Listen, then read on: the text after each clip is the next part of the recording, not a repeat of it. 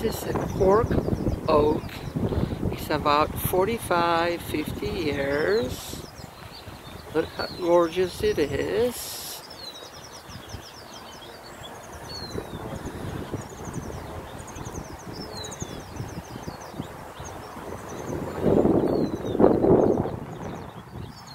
It's just gorgeous.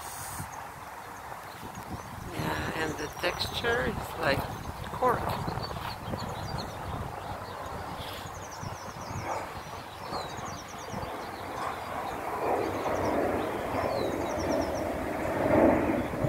Supports a lot of wildlife.